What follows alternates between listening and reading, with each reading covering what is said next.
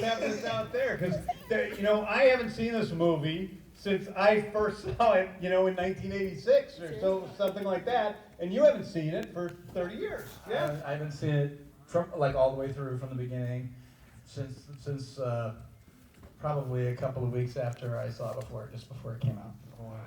Wow. So it was before the movie came out that you saw it. Oh, it was an interesting screening. Yeah. How was it? How was it different from the screening tonight? We went to, I remember John and I together went to the 20th Century Fox to see the screening that the studio guys, and I'll just say it now, studio head, was gonna, watch the movie. And it's kind of hard when you watch this movie now to, understand that when we were making it, we were having a ball, and we thought it was really funny. And I thought it was a really, the character. I've read a lot of things about what people say about it. The character wasn't really written exactly the way I played it. And sometimes when you're, you know how it is when you kind of find your way.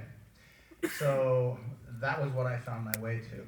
So John was cool with it, and that's all that mattered to me. And then now we come to watch the screening, and the lights come up a little bit, and it's kind of quiet. And this guy stands up and he says, well, I don't know, I don't get it. I mean, honestly, come on, the Kurt Russell character is not that good at what he does. And John and I looked at each other and said, you got it. He just doesn't like it very much. And it experienced a strange trail after that. And you told me that it felt so good, just 2 seconds ago he told me this, that it felt so good to watch everybody laughing so hard at the end when he says, that's 30 years coming. Yes, sir. And then he says no, because that was a big problem back at the time. It was the nail in the coffin. It was just too cool for school. It was literally terminally hip. And I mean that, and I learned a lot about screenplays at that point. And it was terminally hip. It just was, you sound like an idiot when you say, well, we were just way ahead of everybody. We were way the fuck ahead of everybody.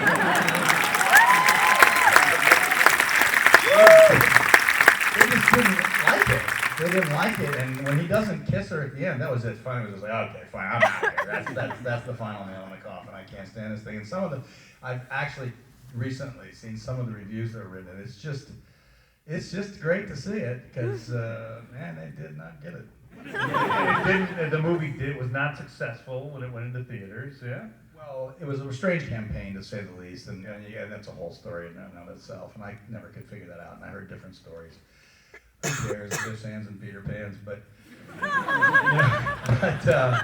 you couldn't find where that movie was 3 days before it came out. And I think it did $2 million. It was 12th on opening weekend. And I think it did $11 million total. Now, this is a picture that you got to understand. John Carpenter was, really well thought of as a director at the time. And I'd been around forever already by then. And so what I was doing in it was whatever I was doing in it. But I think it was Time or Life or Look or some magazine. We were the center of it. We were the centerfold picture of it. It was not as if it was treated without, any kindness by the studio. It wasn't like that. They made noise about it in the beginning, but when they saw the movie at the end, it was just they didn't like it, and it was treated like an ugly sister, no doubt about it. I mean, there is a part of the film that's batshit crazy. And it's in a good way, it's very enjoyable, but I can see where just your average theater goer in 1986 was going to go, what the fuck is that scrotum with the eyes on it? That didn't happen, because when they screened it, you know how they do and the numbers were great. The numbers were great from the people watching it. So the audience was loving it. But they didn't know what to do with it, and so there were guys at the studio that just flat out didn't like it, and then there was some inner battles with it. I'm not privy to what they were exactly. I can't tell you how much fun it is to watch that movie.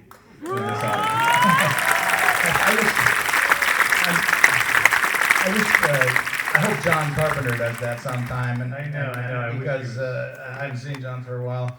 But it's all John. That's just all John. If you like that movie, and if you have as much fun with you as you did, it's all John. I had a great relationship in that we would, like you and I did. I think Yeah. you and I had a great working relationship. Absolutely. And I called working with Kurt is like wrestling a playful bear for 5 months.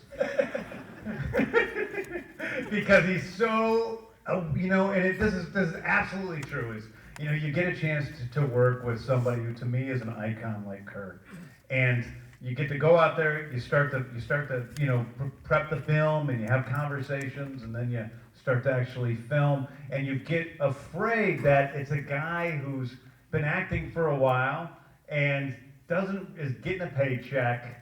Doesn't really give a shit, but with Kurt, it's the exact opposite of that. He gives you everything, and it's a great, and it was a great honor and fun to work with you, and you challenged me every step of the way in the best way. that's funny because it doesn't feel like that. You know what I mean? It doesn't feel like I'm challenging you. Yeah, well, you challenge, Having a good time. I boss everybody around so much that. I know what you're doing. So it's, but it really is. It's so fun working with you, and but the joy that you show up with on set every day, which is more joy than I show up on set every day. When the director really truly has the vision of what they want to do, then that's always exciting to me to be able to just show up every day and try to, what can I do to maybe enhance that? How can we make it better? And I had that relationship with John. We had a lot of that in this movie because Jack Burton was a rough character. He wasn't on paper. He's not like that. He was just sort of. You were gonna have to figure out what he's gonna do. For instance, in the last fight scene, I actually had taken karate for 4 or 5 years and had worked with. That sounds good. that monster in the back of the truck. I had worked with John on Elvis, and one of the things I had to do in the interview was do some karate, and so I knew karate, but it just wasn't right for Jack to do that.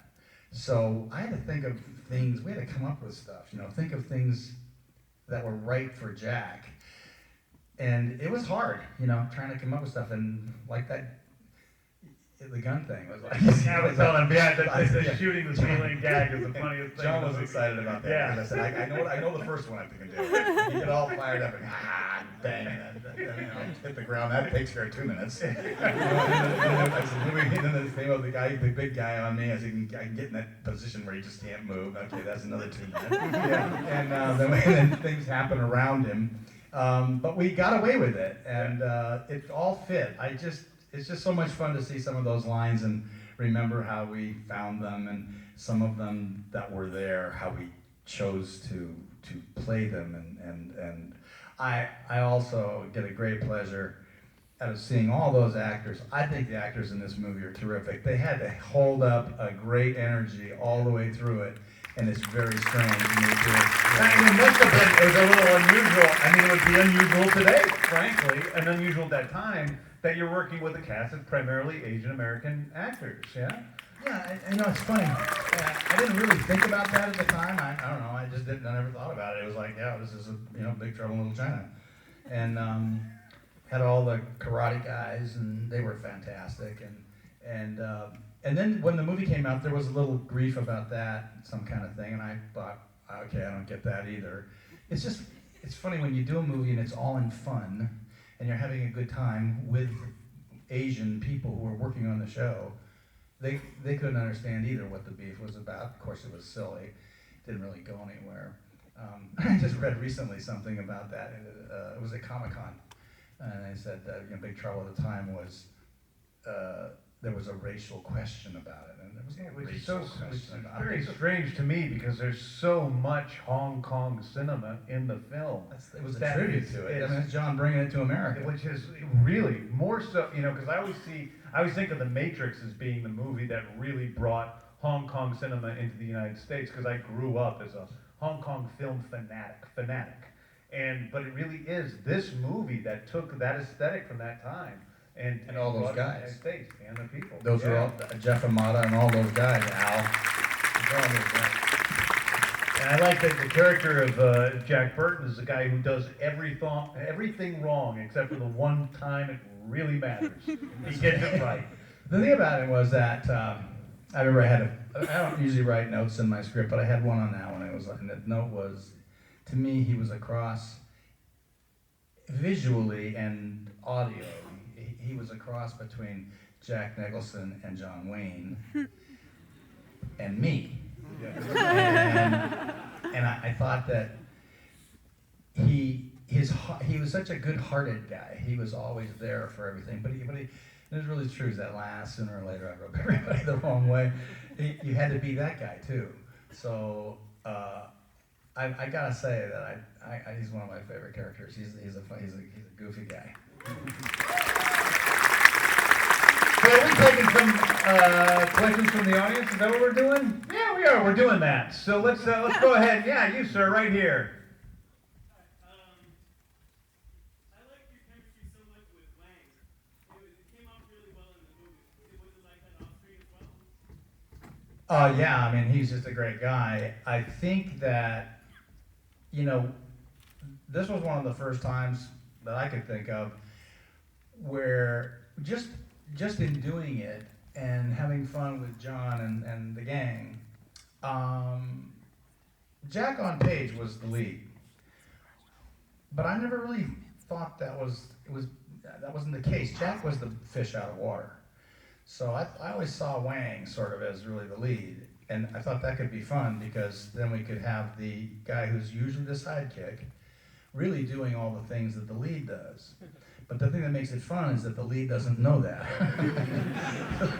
I always thought it was like a director printing all the kind of lousy takes that the lead does, but the lead doesn't know that.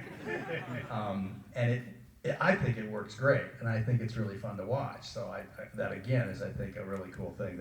But Dennis, we never talked about that. We never discussed that. We just sort of did it. We just sort of played it like that and did it.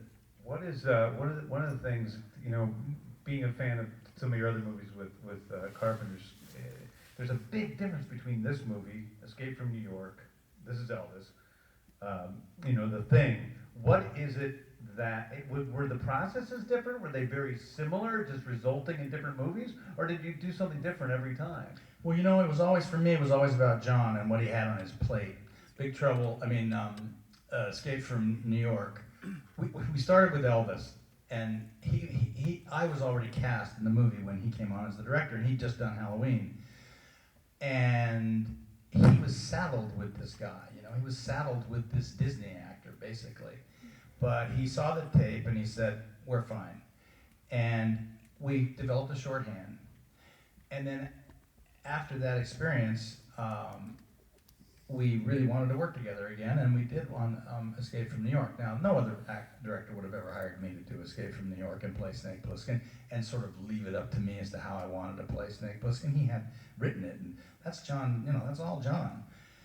So he didn't have a lot on his plate other than the fact that he hadn't done a lot of movies then. So when he got the Big Trouble in Little China, as you know, that's a big number there. That's a very big number. And so in that regard, things were slightly different. But he and Larry Franco and Deborah Hill, they always just sort of, and Dean Cundy and all the gang, all the crew, they just, I don't know, it didn't seem like it was ever that hard. We just were having fun. We were having a good time. Cool. All right, let's see. Let's go over there. That's you. That's right. Like so many of us here, we're big fans of your work with John Carver, so I want you to clear up something that's been bugging me for years. Was They Live supposed to be your role? No, it was something that John talked to me about, though. And, John and I talked to each other about different projects, and there were things that we did. There were the 5 that we did together, and then there were 3 or 4 that we didn't do. And that was one that we didn't do. And I don't remember the conversation about it. It wasn't much. For some reason, it was just kind of quickly. I don't think I was real interested in it. And he wasn't. He said, "Are you interested?" I said, "Yeah, kind of." But the thing actually spent a lot of time with John at his house, and we talked some about guys who would be good for the lead in the thing. And he started work on that. And then the next thing I knew, and I can't remember how that happened or what the story was, but the next thing I knew, John was coming to me to see if I wanted to play that guy, McCready. And I said, yeah, I think that'd be, I didn't even think about that. We talked about it while he was writing the script and working on the script and stuff. And anyway, it was something that we had talked about other guys, and never really talked about me. And then said, sure, why not? Then I go to Wardrobe, and they've already been shooting, some stuff in Alaska. And I go into Wardrobe, and while I'm there, I notice this big stupid sombrero over there. And I finally said, what's to the Wardrobe gal? I said, what's the deal with the sombrero?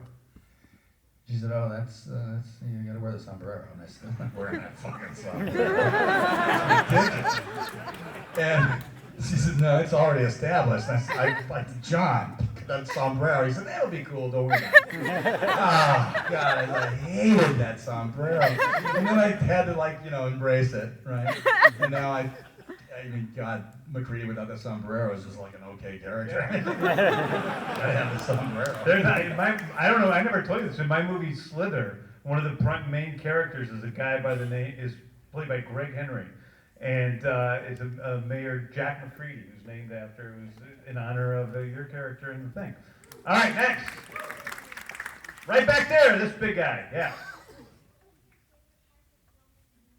What was your favorite part of filming the movie?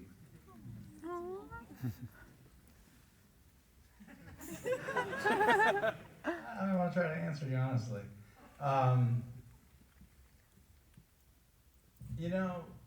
The great pleasure we have is it's just so damn much fun every day.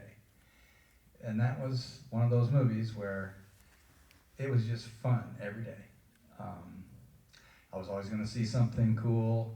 I was always going to get to do something cool. I love working with John. We were great friends. Larry Franco was my brother-in-law. We worked every day. I knew all the crew guys. All the crew guys knew me. All the actors were friendly, and the dialogue was fun to play. I just say the day-to-day, just the day-to-day of working and doing. It's a funny thing, when you're working, you don't know if you're doing any good or not. You just go out there and try to make something tangible that doesn't exist at the beginning of the day. And the process is, I can't imagine anything more fun, can you? I mean, there's nothing. Oh, I can imagine. I'm totally opposite. I can imagine a lot of things more fun. It's a different He job. runs that every day. He's so excited. He's like, I love this even more than ever. And I'm like, hey, okay. But it's just, I just feel like it's really, we're just really lucky to do it, and that's what I remember from that movie. Just having, just the fun, just a good time, and hoping that we were doing something that, would go together well. So, 30 years later, it's nice to see that it still has a response like that.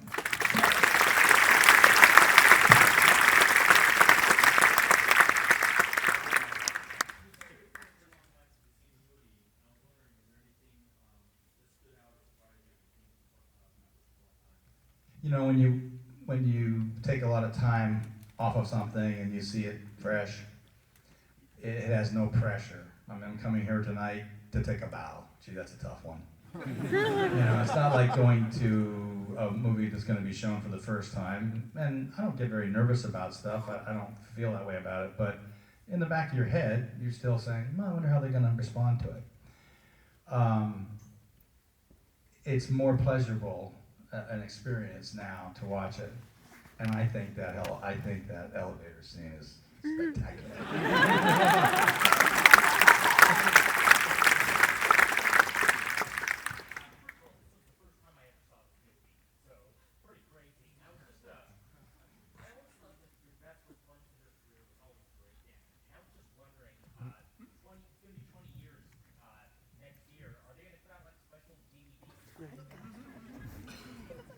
Oh, I'm pretty sure they are.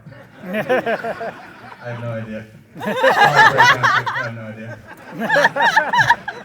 No, but I had a run of movies that, like this one, where like The Thing was not, when it came out, it was not popular.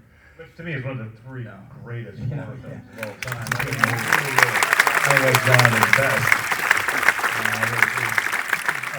That's 1982, I think. That was even before this, so that'll have its 50th anniversary pretty soon. No, I like Breakdown. I think that's a good movie. The movies, it's fun to kind of, after all the years have gone by, to sort of be able to look back. And I was listening to you guys. I was back there listening to you guys talk about movies that I had done and that John had done, And that's a fun thing, to sit there and listen to that and say, yeah, oh, I forgot about that.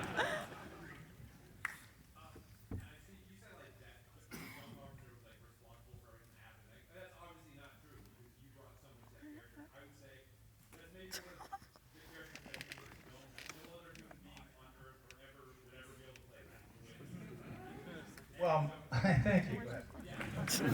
Oh, keep talking.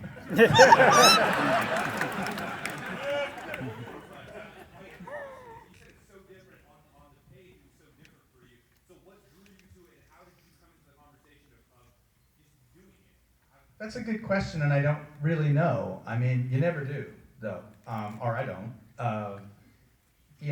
James, when we worked together just recently on the Guardians of the Galaxy, James had written a character that's obviously he's got in his head. Now he picks Kurt Russell to do it.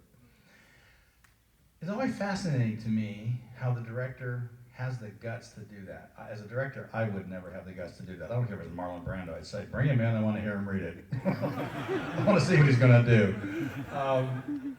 And yet, I think that's a special talent that some directors have, is to be able to sit there and relax enough to be able to watch the actor bring in what they bring in, and then you give them the opportunity to kind of, with you, begin to find the role. And that's always the way, I guess that's really all the way, it's most of the time when it's good, it's done that way, I think. And John was like that with me. He just would let me feel my way through it, and he had great trust in me. I don't know why. I mean, he had great belief in me, and I don't know why, but he did. And he was like, and when I do something, I suppose you do look to Dad for an okay, is that okay, Dad, And when you get that reassurance from the director that, yep, that's great, keep going there. I suppose there's more of that than I can think of. But when you read a script, I'm reading one right now. You can't help but start to do it. You just start to see it. And Jack Burton there was this guy, did this movie one time, doing a 3-parter thing, Disney thing in Ireland. I won't say the actor's name because he's a really nice guy. But this is what he did. One day my dad and I are sitting on top of this knoll in Ireland with this guy. And he was this kind of guy.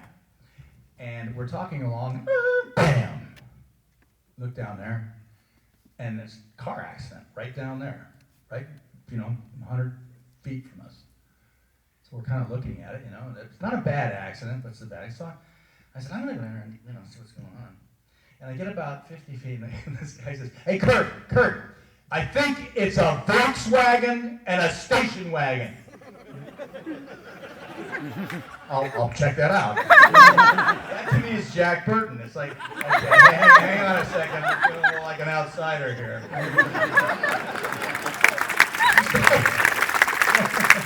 As I started to read those lines, I started to feel like that guy. And I'm sorry, but John Wayne always kind of struck me that way. A little bit of like, geez, so verboten. It's like I always kind of wanted somebody to say, "Who the fuck asked you, man?" Going his way around the china shop, and Jack Nicholson had a sort of a way about him that he had that thing, and I thought that there was a combination there, and so that's what I started to see when I was reading it, and I agree with you. I don't think anybody else would have played it that way. Now, having said that, there have been many other roles that I ended up not doing as somebody else did, and boy, it's a good thing they did it, because I don't think it would have been as good as me. You did a thing, I think this is not portraying too much on either of our parts, but you did a thing with us because we offered the role to you. I thought that you would do an amazing job, but you did something that inspires a lot of confidence, which is you came back and you said, I love the script, I love the character, I have to think about it, I'm not sure this is the right thing, I'm not sure I can kill, I want to kill it. You got to kill it. It's a big role in the movie. And I want to kill this. And I know if I don't kill this, the movie's going to be really hurt by it. And strangely enough, for me, that made me feel good. You're a guy who's been around a long time. You get offered a lot of roles. You say no to more than you say yes to. And there's one of the reasons why you've been around for so long is being able to choose the right roles for yourself. And so for me, that was something that if you said no, I was going to be okay, because I was going to be like, he doesn't think he's going to kill it. And if you said yes, it also made me walk onto the set, day one and be like, which by then we had spent a lot more time together, but be really, comfortable that we were going to find something great there. I think it's true. I mean, I think that, it's, like acting stuff, but if you don't, I don't know why I'd want to go to work if I don't think I'm going to wipe it out. Just kill it. I mean, I'm going to center punch this thing, and we're going to have some fun with it. If I didn't feel that way, I get the idea of taking a challenge, but it seems to me, and it would be no different as a director, would it be, if you look and say, yeah, that's a good thing to do, and that'd be very challenging to do. I'm just not sure I know how to do it. If I kept feeling that way about it, I'd say, guys, I think I'm the wrong guy. Yeah, all the time people say, why don't you want to do this movie? Why don't you want to do that? It's like, my talents are actually very, very narrow. What I'm good at is not everything. It's a specific thing. So I don't want to do every single franchise movie that comes along, no matter how big it is. What else we got? This guy first. He seems more exuberant. I don't know. He just seems better than you. I don't know what it is. He's got nice blonde hair. All right. On that point of developing characters, did you have as much room with John to work through McCready and Pliskin? And if so, how did you approach that conversation? Well, again, it's all John Carpenter. Like when you see Guardians of the Galaxy, I'm just telling you, it's all him. It's his. That is true. It's not Carpenter. It's a lot you, but with me, it's all me. And yes, they hire people, and yes, they're going to do what they do, but they say cut, and then they come over and talk to you about it. What I mean by that is the director has to answer 1,000 questions an hour. I'm just doing what I'm doing. And at the end of the day, when they wrap, I'm done.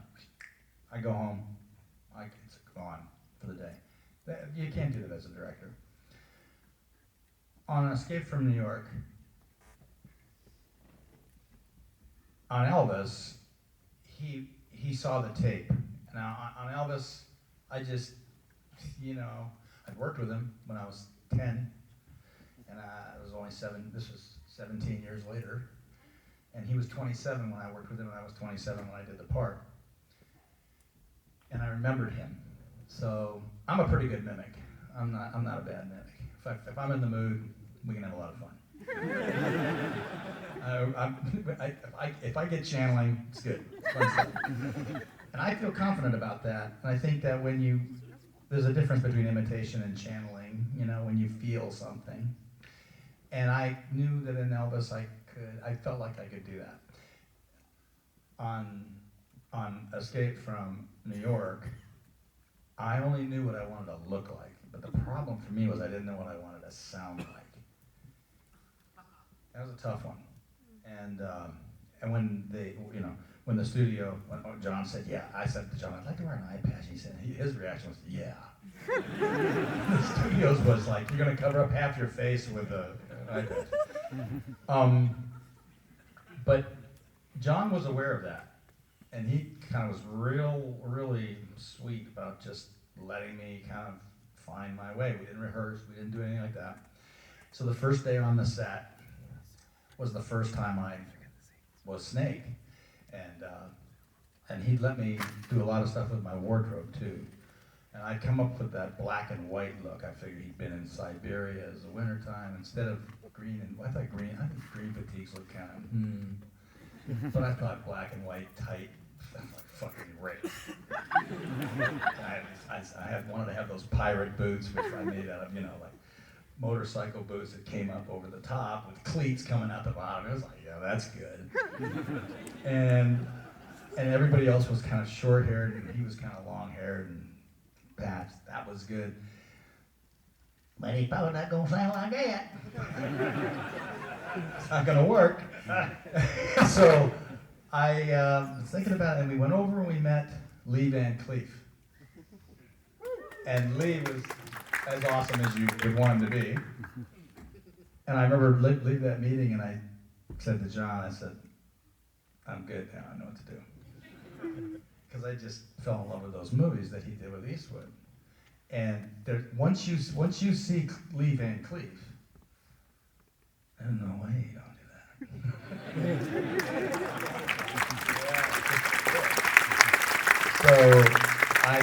So the first day of shooting with John on that, we were in his trains thing, and I turned to this character and I say, congratulations, you're a millionaire. And the whole thing goes in, and he goes, cut, and he goes, right, he goes, this fucking character's gonna be great!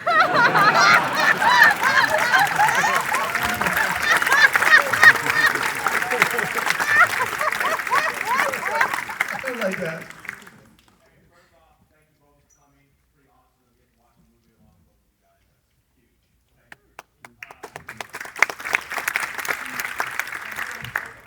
Maybe not heard rumors about a remake, and I would like both of your thoughts about it. Whether it should be remade, maybe even a sequel. To this movie, you mean? A Big Trouble in Little China. Yeah, I just did Fast and Furious 8, and I worked a lot with Dwayne Johnson. It was a lot of fun doing that show, and it's really weird. I had heard that Dwayne would be doing this thing. I thought, okay, and we worked on the show. We just never I really like him. He's a really nice guy. He's a really interesting guy to talk to about football and stuff. We shared a lot of good conversations. And but one of the ones we never talked about was Big Trouble in Little China. It just didn't come up. I never thought about it. And if he did, he didn't think about asking about it or caring to talk about it.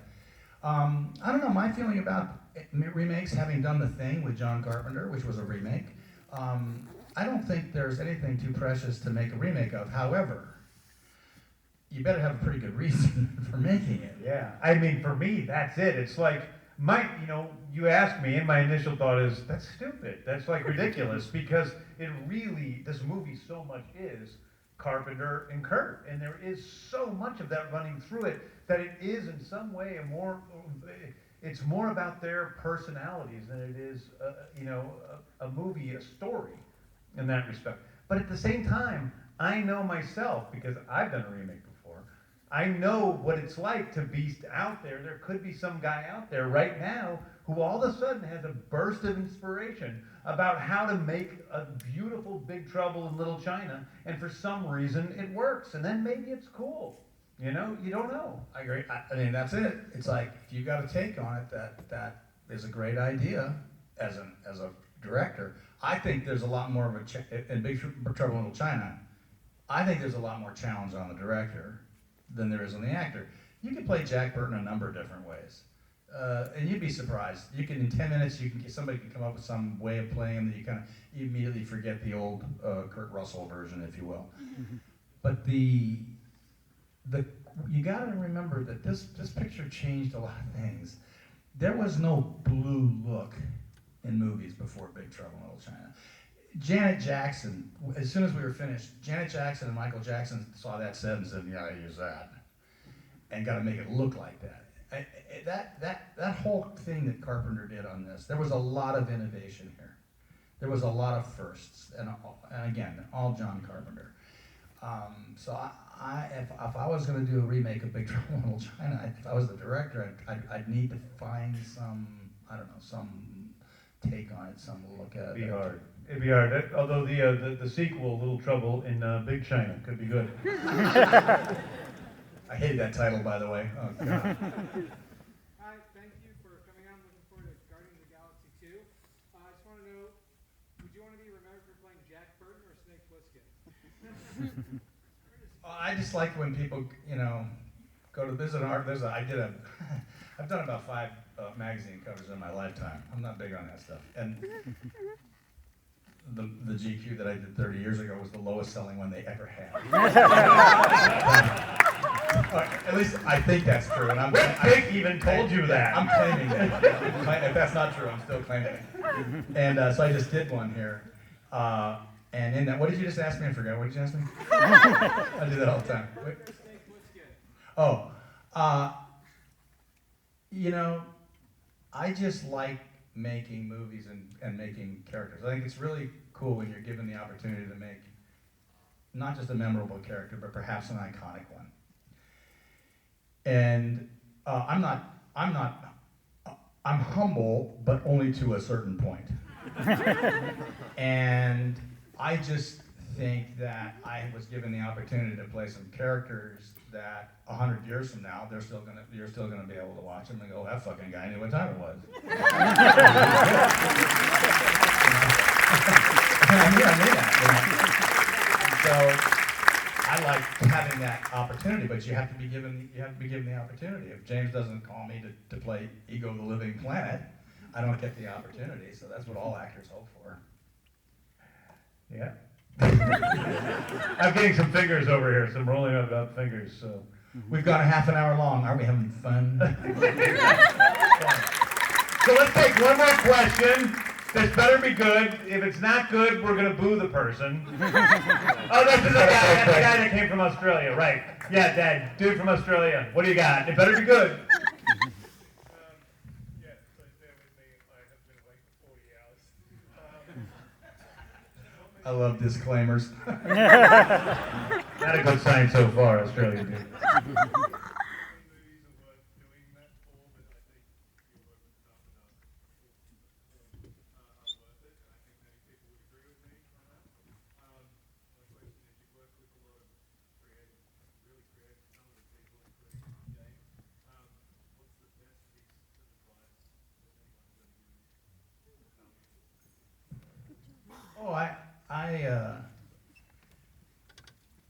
I never had that, but I never didn't. I mean, that's not the way my life worked.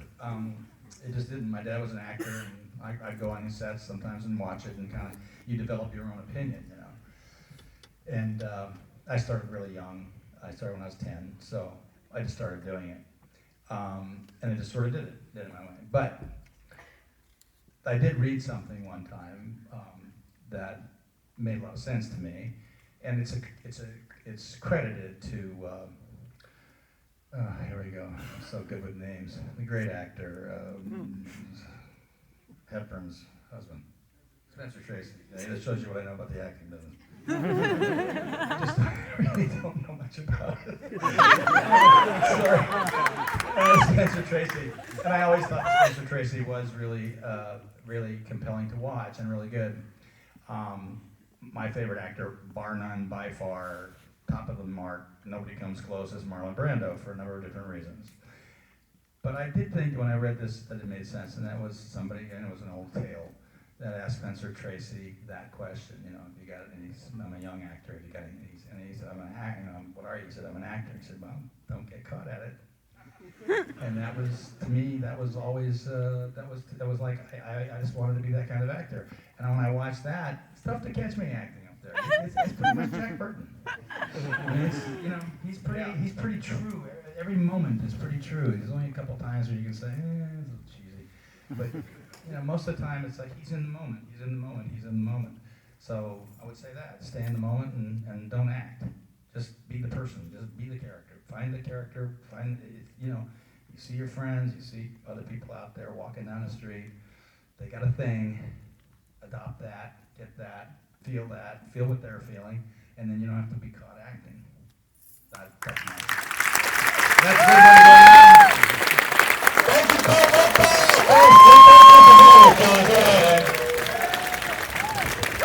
That's all, everybody. I'm glad you liked it. Thanks, guys.